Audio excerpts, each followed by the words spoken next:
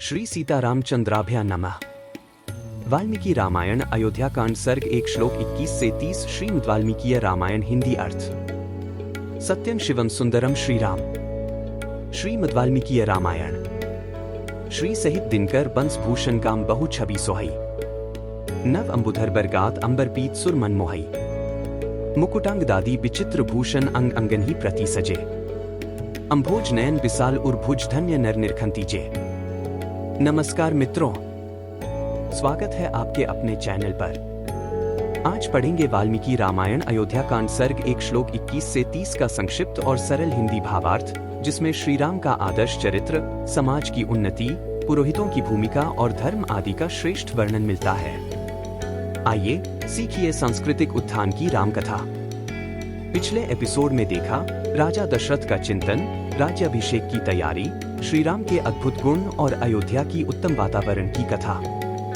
आज विस्तार से सुनिए अयोध्या कांड सर्ग 1 श्लोक 21 से 30।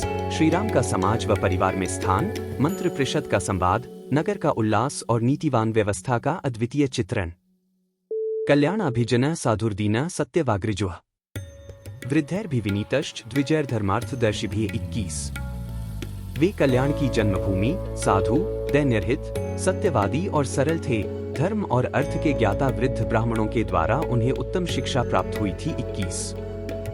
धर्म कामार्थत्वज्ञ स्मृतिमान प्रतिभानवान लौकिके समयाचारे कृतकल्पो विशारदः 22। उन्हें धर्म, काम और अर्थ के तत्व का सम्यक ज्ञान था। वे स्मरण शक्ति से संपन्न और प्रतिभाशाली थे। वे लोक व्यवहार के संपादन में समर्थ और समयोचित धर्माचरण में कुशल थे। 22। निभृतः संवृताकारो गुप्त मंत्र सहायवान अमोघ क्रोध हर्षश त्याग संयम काल 23। वे विनयशील, अपने आकार, अभिप्राय को छिपाने वाले, मंत्र को गुप्त रखने वाले और उत्तम सहायकों से संपन्न थे। उनका क्रोध अथवा हर्ष निष्फल नहीं होता था। वे वस्तुओं के त्याग और संग्रह के अवसर को भली भांति जानते थे। 23। दृढ़ भक्तिया स्थिर प्रज्ञो न संग्राही न दुर्वचः निस्तंद्रीर प्रमत्तश्च स्वदोष पर दोषविद 24। गुरुजनों के प्रति उनकी दृढ़ भक्ति थी। वे स्थित प्रज्ञ थे और असद वस्तुओं को कभी ग्रहण नहीं करते थे। उनके मुख से कभी दुर्वचन नहीं निकलता था। वे आलस्यरहित, प्रमाद शून्य तथा अपने और पराये मनुष्यों के दोषों को अच्छी प्रकार जानने वाले थे। 24। शास्त्रज्ञश्च कृतज्ञश्च पुरुषांतर को विदा यह प्रग्रहानुग्रह्योर यथा न्यायम विचक्षण 25। वे शास्त्रों के ज्ञाता, उपकारियों के प्रति कृतज्ञ तथा पुरुषों के तारतम्य को अथवा दूसरे पुरुषों के मनोभाव को जानने में कुशल थे। यथायोग्य निग्रह और अनुग्रह करने में वे पूर्ण चतुर थे। 25। सत्संग्रहानुग्रहणे स्थान विनिग्रहस्य च आयकर्मण्युपायज्ञ संदृष्ट व्यय कर्मविद 26। उन्हें सत्पुरुषों के संग्रह और पालन तथा दुष्ट पुरुषों के निग्रह के अवसरों का ठीक ठीक ज्ञान था। धन की आय के उपायों को वे अच्छी तरह जानते थे, अर्थात फूलों को नष्ट न करके उनसे रस लेने वाले भ्रमरों की भांति वे प्रजाओं को कष्ट दिए बिना ही उनसे न्यायोचित धन का उपार्जन करने में कुशल थे तथा शास्त्र वर्णित व्यय कर्म का भी उन्हें ठीक ठीक ज्ञान था। 26। शास्त्र में व्यय का विधान इस प्रकार देखा जाता है। कच्चिदायस्य चार्धेन चतुर्भागेन वा पुनः पादभागैस्त्रिभिर्वापि व्ययः संशुद्धते तव महाशून्य सभा 05। 71। नारद जी कहते हैं, युधिष्ठिर, क्या तुम्हारी आय के 1/4 या आधे अथवा 3/4 भाग से तुम्हारा सारा खर्च चल जाता है? श्रेष्ठ ध्ययन चास्त्र स्मुहेषु प्राप्तो व्यामिश्रकेषु च अर्थधर्मो च संगृह्य सुखतंत्रो न चालसः 27। उन्होंने सब प्रकार के अस्त्र समूहों तथा संस्कृत, प्राकृत आदि भाषाओं से मिश्रित नाटक आदि के ज्ञान में निपुणता प्राप्त की थी।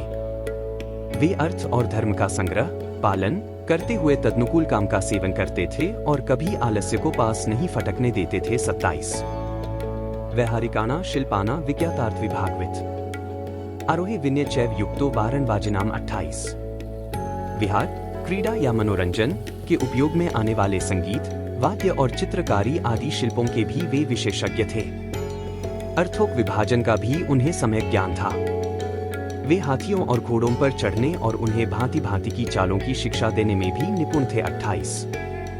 नीचे लिखी 5 वस्तुओं के लिए अर्थ का विभाजन करने वाला मनुष्य इहलोक और परलोक में भी सुखी होता है। वे वस्तुएं हैं धर्म, यश, अर्थ, आत्मा और स्वजन। यथा धर्माय यश सिर्थाय कामाय स्वजनाय च पंचधा विभजन वित्त मिहामूत्र चमोत्ते श्रीमद्भा 08 19 37 धनुर्वेद विदा श्रेष्ठो लोके तीर्थ सम्मतः अभियाता प्रहर्ता च सेनान्य विशारदः 29। श्री रामचंद्र जी इस लोक में धनुर्वेद के सभी विद्वानों में श्रेष्ठ थे। अतिरथी वीर भी उनका विशेष सम्मान करते थे।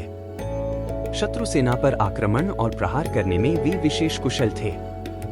सेना संचालन की नीति में उन्होंने अधिक निपुणता प्राप्त की थी। 29 अप्रदृश्य संग्रामे कुप्तैपी सुरासुरः अनसुयोजित क्रोधो न दृप्तो न च मत्सरी। 30 संग्राम में कुपित होकर आए हुए समस्त देवता और असुर भी उनको परास्त नहीं कर सकते थे। उनमें दोष दृष्टि का सर्वथा अभाव था। वे क्रोध को जीत चुके थे।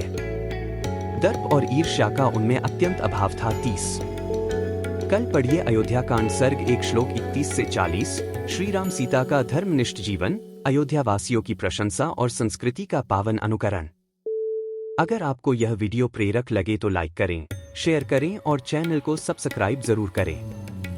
हर दिन वाल्मीकि रामायण की सहज हिंदी व्याख्या और रामराज्य परिवार के प्रेरक उजाले सिर्फ हमारे साथ। धन्यवाद। जय श्री राम।